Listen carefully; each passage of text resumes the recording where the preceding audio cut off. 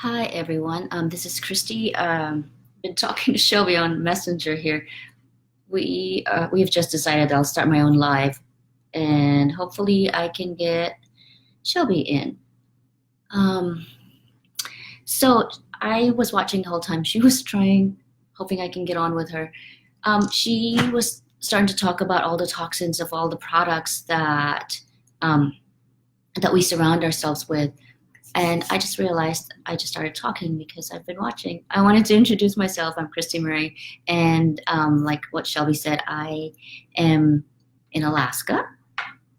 And I apologize for being late. I dropped off my kids to school and rushed back so I can join you guys. And I am a nurse practitioner. I work in a different field than what we're talking about here, but endocrines, hormones, and toxins have always been my passion. Partly because of experience. I did go through infertility before I had my two boys, and it's not until I started making the changes. Okay, let me see here if I can invite Shelby. Okay, Shelby, I invited you.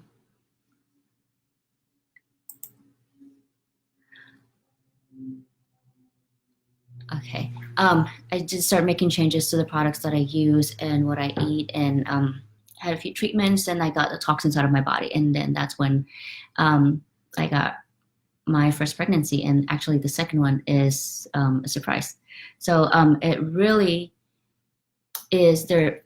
From personal experience, the toxins do really affect us, and there are some studies that show how toxins have affected us. And if we look at the rates of autism, asthma, and diabetes nowadays, the rates are getting higher because our products are full of the toxins, and we call them endocrine disruptors and obesogens. They are endocrine disruptors for the fact that they affect your hormones. So your hormones work in such a way that it's kind of like a lock and key. Your hormones have these receptors, and the receptors have to accept a certain lock. The toxins mimic these locks, and they fit on your hormone receptors. But since they're not the real thing, they're just the imitation of what it's supposed to be, it does not open up. So if you imagine if you have a key and you try to open a door, I mean, the key fits, but nothing is happening. That is what's happening with the toxins, mimicking what's supposed to work in your hormones. And so if they affect the receptor sites that's supposed to help with your insulin, it doesn't work properly. Hence the higher rates of diabetes. And you know, the whole time you're thinking, oh, it's just the sugar that I'm eating. Well, partly it is, but also because your body is not functioning as it should, because those toxins take the place of, or they occupy the receptors. So the real thing that's supposed to occupy the receptors are not making it work. So if that wasn't happening and you're eating sugar, your body should still be able to process them properly, but because of the toxins acting as the fake key, then it starts this cascade of your body not working properly. And that's just one example for the insulin. Because once your blood sugar gets high, like I said, the cascade, it affects your reproductive system, it affects your immune system, and it kind of goes either downhill or in a cycle. So what you want is to break that cycle and really have your lock and key, your hormones working properly, by eliminating these toxins. And I mean, we are surrounded by toxins. Our world, we depend on technology so much. and we really can't eliminate everything, but what's important is you make, little changes, as much as you can. And it can be as simple as going through your pantry and looking for the containers. BPA, bisphenol A, I think that's what it stands for, is really, it's a big endocrine disruptor, and it's pretty much everywhere. It's what makes the plastic really pliable. It's in your shower curtain. It's in the container that you use. And there are certain safe containers that are still plastic. And I actually have a Ninja Moms Toxin Facebook group actually, and I started just telling them about, these little steps they can do. And someone said, okay, I just went to my pantry and I looked at my containers. And so the important thing is you eliminate the ones that says number 5 and number 7. And I don't know if I have some here because I got rid of them. So basically, if you turn over your containers, there's a little triangle there. It's like a recyclable something. And there's a number. So the safe ones are other than number 5 and number 7. So if you see them, just eliminate them and get something that says BPA free, or you can get the Pyrex, the glass containers. I know it's a little heavier, but it's still safer. And, I can't get rid of microwaves. I know someone who said, no, I'm not using any microwave. I can't get rid of them. So I use Pyrex or glass containers to heat up my food. And I actually don't like to use saran wrap because it's plastic as well. So I just cover it with paper towel. And I know there are certain covers that take the place of saran wraps. So what really it is reading the labels, and making healthy changes. So that's like the big thing in your kitchen and in your bathroom. Your shower curtain, look for non-vinyl shower curtain, because even though it's not touching your body, when you take a hot shower, you heat that up. So it's kind of like you're in a microwave and it leaches in the air and you breathe it, and you're in that environment. There's actually a study called a Hermosa study, and I forgot what year that they did the study. So they took a group of 100 Latina girls, and they replaced their personal care products for 3 days with something that doesn't have the parabens or the BPA. And after 3 days, they measured the amounts of the toxic products, that's in their urine, and in just 3 days, the amount went down.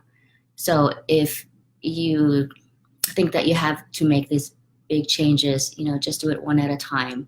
Look at your lotion, just make sure that it doesn't have parabens. And as women, we are big on personal care products, lotion, facial cream, and makeup. And I've been on this. The first change that I made for personal care products is lotion. Like living in Alaska, our skin gets just so dry because it gets so cold, and I cannot live without lotion.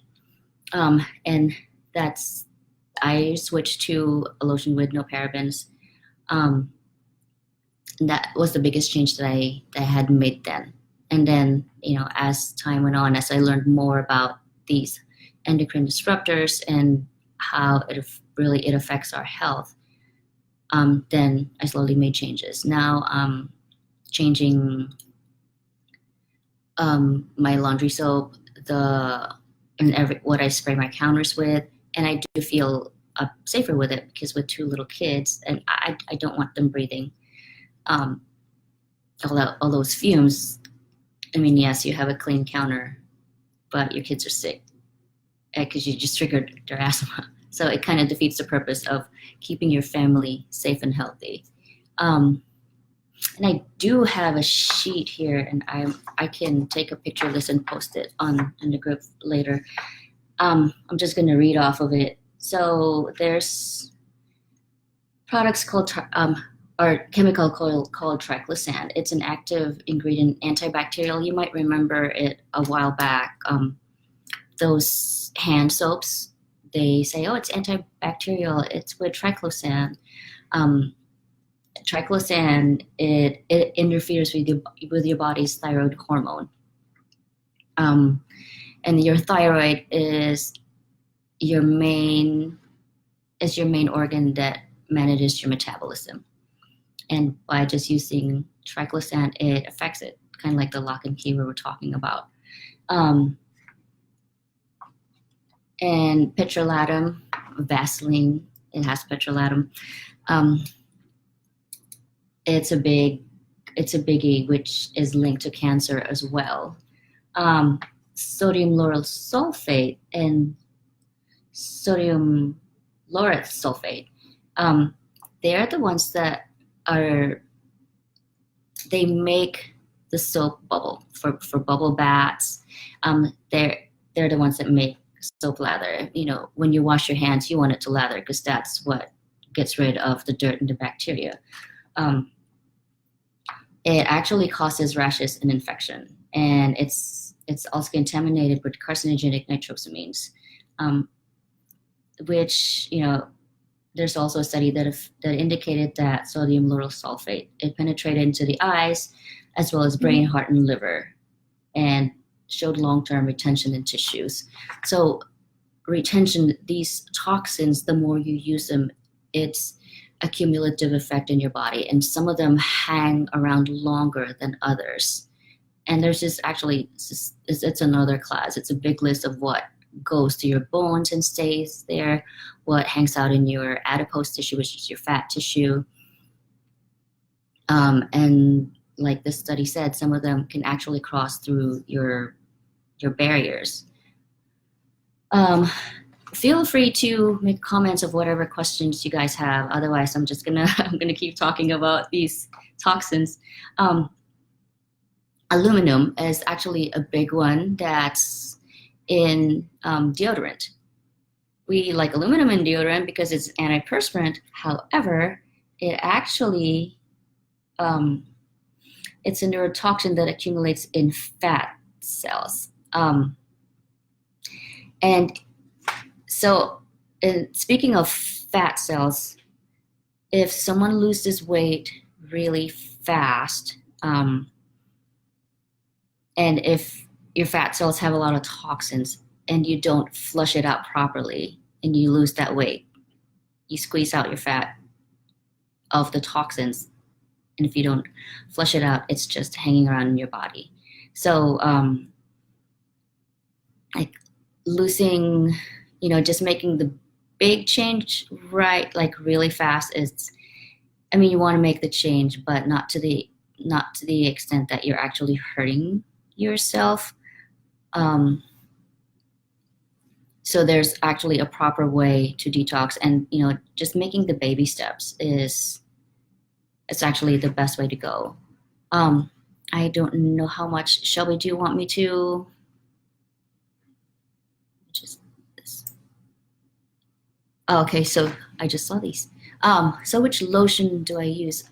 I use what's called Alba, because it doesn't have the paraben, and that's what my skin has just gotten used to. It's the first one that I saw that says non-paraben, and I just stuck to it.